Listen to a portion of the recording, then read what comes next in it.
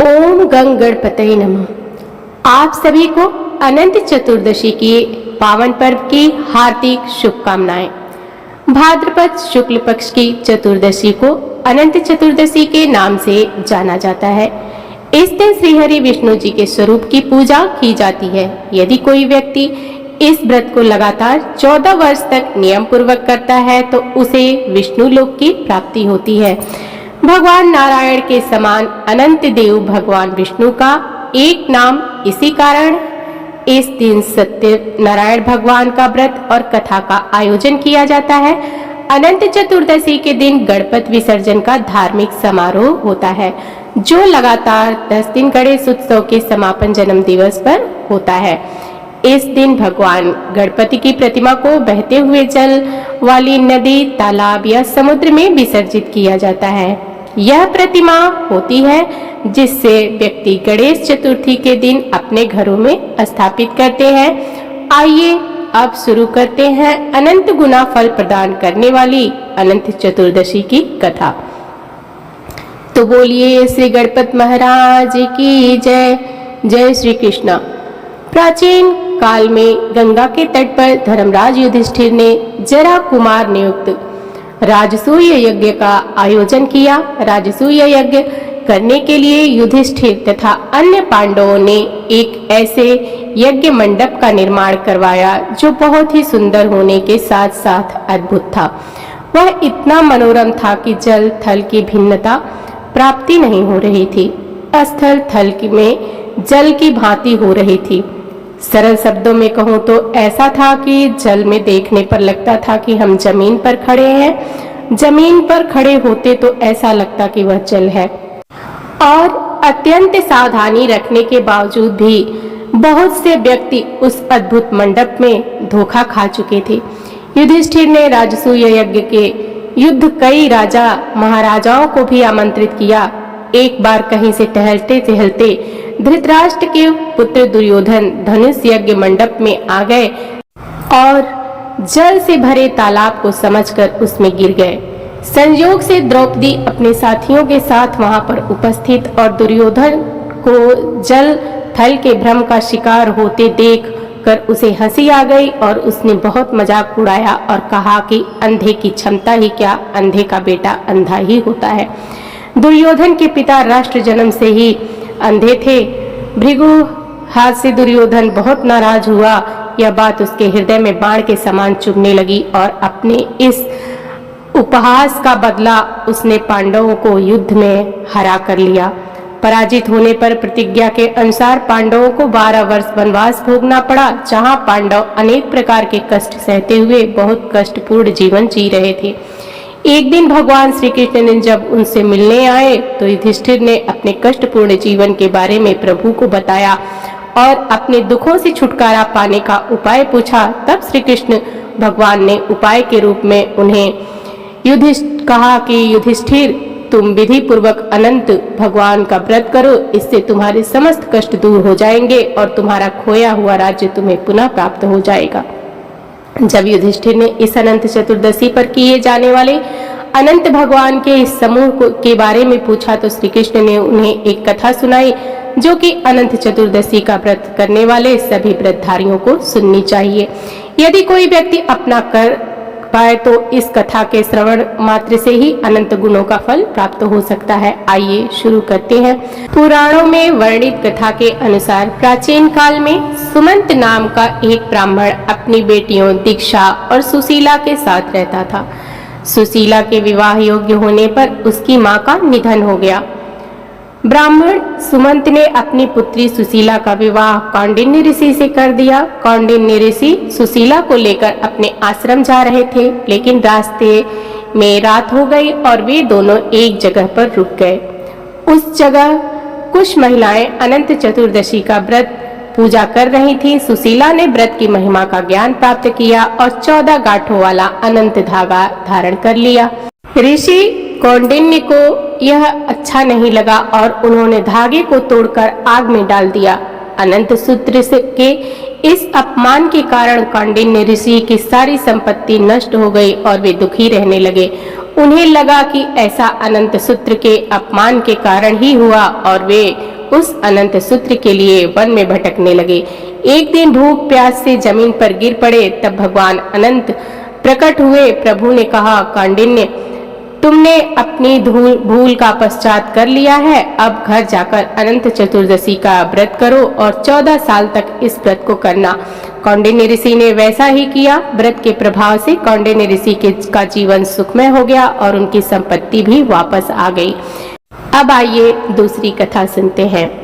किसी गांव में एक ब्राह्मण देवव्रत रहता था। देवव्रत भगवान गणेश का परम भक्त था। सोते जागते उठते बैठते गणेश जी का नाम लेता रहता था।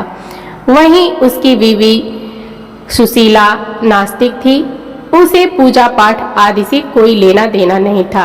देवव्रत ने नियम ले रखा था कि वह सुबह सवेरे नदी में स्नान करके आता और भाग्यवान गणेश जी के का भोग बन गया हो तो ले आओ। हाँ हाँ, बन गया है ना, सुशीला ने कहा। जब देखो तब इस गणेश जी की मूर्ति के आगे बैठे रहते हैं और हुक्म चलाते रहते हैं।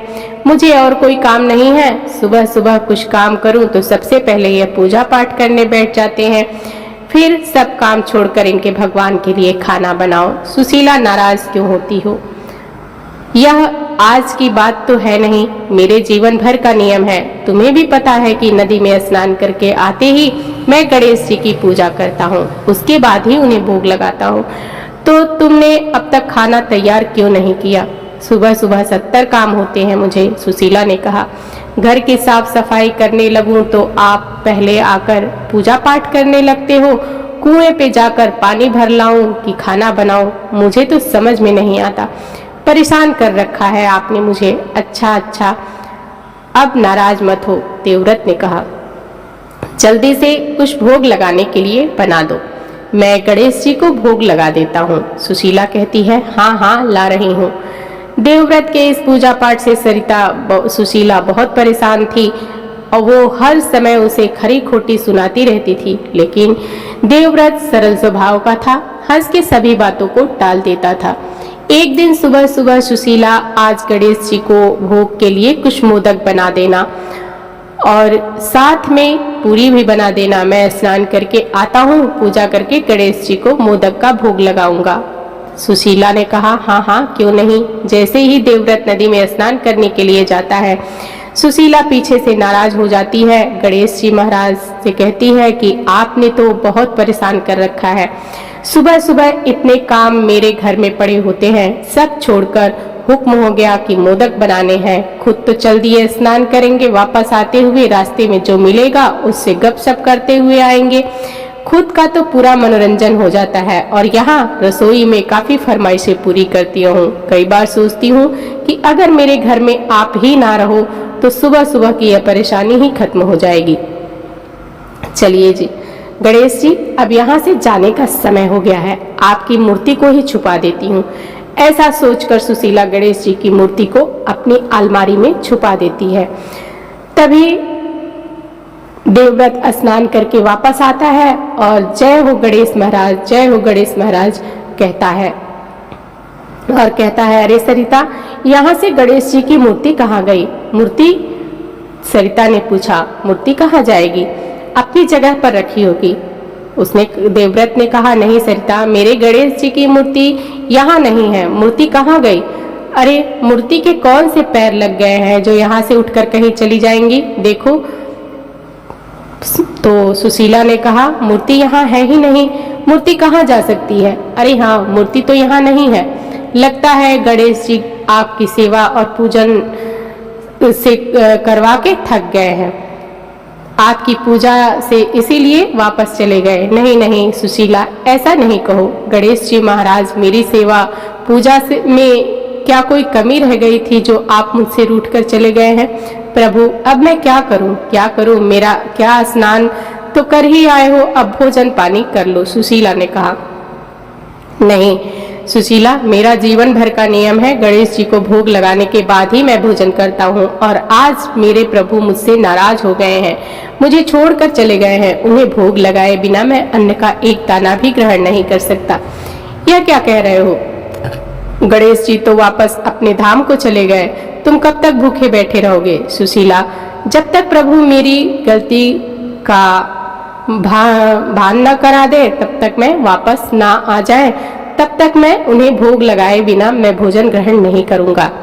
तब सुशीला ने कहा, दिमाग खराब हो गया है क्या तुम्हारा? देखती हूँ कब तक भूखे रह जाओगे।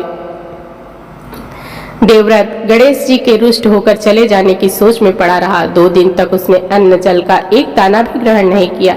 यह देवव्रत मेरा परम भक्त है, ऐसे तो भूखे प्यासे यह तो अपने प्राण ही त्याग देगा। गणेश जी ने सोचा, अब मुझे कुछ करना ही होगा। तीसरे दिन शाम को गणेश देवव्रत अपने घर के बाहर बैठा था, तभी एक बच्चा खेलता हुआ आया और देवव्रत से बोला कि हे ब्राह्मण, आपके घर में मेरी गेंद आ गई है, क्या आप मुझे ला देंगे तुम्हारी गेंद? देवव्रत ने पूछा, मैं तो कब से यहाँ द्वार पे बैठा हूँ, यहाँ कोई गेंद नहीं आई। नहीं नहीं, अभी नहीं, कल आई थी, तुम्हारी पत्नी ने उठाकर अपनी अलमारी में रख दी। क्या तुम मुझे वो दे दोगे? हाँ हाँ, क्यों नहीं, तुम रुको, मैं लेकर आता हूँ, देवव्रत ने कहा। देवव्रत जैसे ही जाकर अलमारी खोलता है और गेंद खोजने लगता है तो उसे कपड़ों में दबी हुई गणेश जी की मूर्ति मिल जाती है। मूर्ति देखकर देवव्रत बहुत प्रसन्न होता है और कहता है, हे गणेश जी महाराज, आप यहाँ? मैं कब से सोच में पड़ा हूँ कि मेरे गणेश जी मुझसे किस बात पर नाराज हो गए हैं। प्रभु, मेरी भूल के लिए मुझे क्षमा कीजिए और चलिए अपने स्थान पर विराजमान हो जाइए। ऐसा कहकर देवव्रत गणेश जी की मूर्ति को उठाकर उनके स्थान पर विराजमान कर देता है। खुशी खुशी नदी में स्नान करने जाता है, वापस आकर पूजा पाठ करता है और गणेश जी को भोग लगाकर स्वयं भोजन ग्रहण करता है। अरे, ये गणेश जी की मूर्ति तुम्हें कहाँ से मिल गई? सुशीला ने पूछा। यह तो अलमारी में रखी थी, कहीं तुमने तो उठाकर नहीं छुपा दी थी? नहीं नहीं, भला मैं क्यों छुपाने लगी? मैं छुपाती तो तुम्हें परेशान होता तो नहीं देख सकती थी। कोई बात नहीं, मुझे तो मेरे गजानन भगवान दोबारा मिल गए, इसके अलावा मुझे कुछ नहीं चाहिए। देवव्रत खुशी खुशी भगवान गणेश की मूर्ति के आगे हाथ जोड़कर खड़ा रहता है। अगले दिन सुबह फिर देवव्रत अपने नियम के अनुसार नदी में स्नान करने चला जाता है और गणेश जी, आप तो मेरे पति को फिर से मिल गए और फिर से उनका यही नियम पूजन शुरू हो गया। फिर कुछ दिनों का मुझे चैन था, फिर वही परेशानी। चलिए, इस बार आपका कुछ ऐसा इंतजाम करती हूँ कि मेरे पति चाह कर भी आपको नहीं ढूंढ पाएंगे। सुशीला गणेश जी की मूर्ति को उठाकर ले जाती है और अपने घर के आंगन में गड्ढा खोदकर उस मूर्ति को वहीं छुपा देती है। देवव्रत जैसे ही स्नान आदि करके घर वापस आता है तो देखता है कि गणेश जी की मूर्ति फिर अपने स्थान पर नहीं है। हे गणेश जी महाराज, ये क्या, एक बार फिर आप मुझसे रुष्ट हो गए और यहाँ से चले गए? मुझे मेरी गलती का भान तो कराइए। किस बात की आप मुझे सजा दे रहे हैं? क्या हुआ, कैसे परेशान हो? सुशीला ने पूछा। मेरी गणेश जी की मूर्ति एक बार फिर गायब हो गई, कहीं इसके पीछे तुम्हारा हाथ तो नहीं? अच्छा, एक बार फिर आपकी मूर्ति खो गई? मैं तो कहीं गई थी, कहीं इसके पीछे उस मूर्ति को यहीं छोड़कर कुएं से पानी भरने गई थी। मुझे क्या पता कि आपके गणेश जी की मूर्ति कहाँ गायब हो गई। सरिता, एक बार फिर गणेश जी को, महाराज मुझसे रुष्ट होकर कहीं चले गए। कोई बात नहीं, वो तो भगवान है, आपसे शायद इतनी सेवा पूजा करवाना था, अब वो किसी और के पास सेवा पूजा करवाने चले गए हैं, ऐसा सुशीला ने कहा। परेशान ना हो। नहीं नहीं सुशीला, इस बार भी यदि गणेश जी महाराज मुझे मेरी गलती का ज्ञान नहीं कराते तो और अपने रुष्ट होकर जाने का कारण नहीं बताते तो मैं भोजन नहीं करूंगा। जैसी तुम्हारी मर्जी, जो मन में आता है करो। देवव्रत एक बार फिर अन्न जल का एक भी दाना ग्रहण नहीं करता और एक बार फिर मेरा यह भक्त मुसीबत में फंस गया, अब इसकी मदद कैसे करूं? मूसक, इस बार तुम इनकी मदद के लिए धरती पर जाओ। देवव्रत और अपने आंगन में बैठा था, तभी वहां एक मूसक आता है। देवव्रत उस मूसक को देखकर सोचने पड़ जाता है कि मूसक, अब तो गणेश जी महाराज की सवारी है, आप ही उन्हें मेरे पास वापस ले आओ, उनके बिना मैं बहुत परेशान हूँ। थोड़ी देर में देवव्रत देखता है कि आंगन में कुत्ता फांदता हुआ मूसक रसोई घर के बाहर लगे पेड़ के नीचे खोदने लगता है। देवव्रत पास में जाकर देखता है तो उस गड्ढे में उसे गणेश जी की मूर्ति का एक सिरा नजर आता है। देवव्रत खोद कर गणेश जी की मूर्ति को बाहर निकालता है। हे गणेश जी महाराज, यह आपकी कैसी लीला है? कभी अलमारी में मिलते हैं तो कभी पेड़ के नीचे गड्ढे में मिलते हैं। ऐसा कहते हुए देवव्रत गणेश जी की मूर्ति को ले जाकर एक बार फिर घर के मंदिर में स्थापित कर लेता है। जैसे ही सुशीला घर में वापस आती है तो देखती है कि गणेश जी की मूर्ति मंदिर में रखी है और फिर देवव्रत उन्हें भोग लगा रहा है। अरे, यह गणेश जी की मूर्ति तुम्हें कहाँ से मिल गई? सुशीला, स्वयं गणेश जी की सवारी मूसक ने यह मूर्ति मुझे ढूंढ कर ला कर दी है। क्या यह तुम सच कह रहे हो? तुम बस रसोई घर में जाकर भोग बनाओ, मैं गणेश जी को भोग लगाऊंगा। एक बार फिर यह मुसीबत मेरे सर पे आ पड़ी। सुबह शाम बस रसोई घर में इनके लिए, गणेश जी के लिए भोग बनाती रहती हूँ। अगले दिन जैसे ही देवव्रत नदी में स्नान करने जाता है तो सरिता पीछे पीछे मूर्ति लेकर कुएं में मूर्ति को डालने के लिए ले जाती है। जैसे ही सुशीला कुएं में मूर्ति को लेकर गिराने के लिए लगती है तभी उसका पैर फिसलता है। मूर्ति के साथ साथ सुशीला भी कुएं में गिर जाती है और बचाओ बचाओ कोई बचाओ कहती है। हे गणेश जी महाराज, मुझे बचा लें, मुझसे बड़ी गलती हो गई। गणेश जी महाराज, मेरी मदद करें।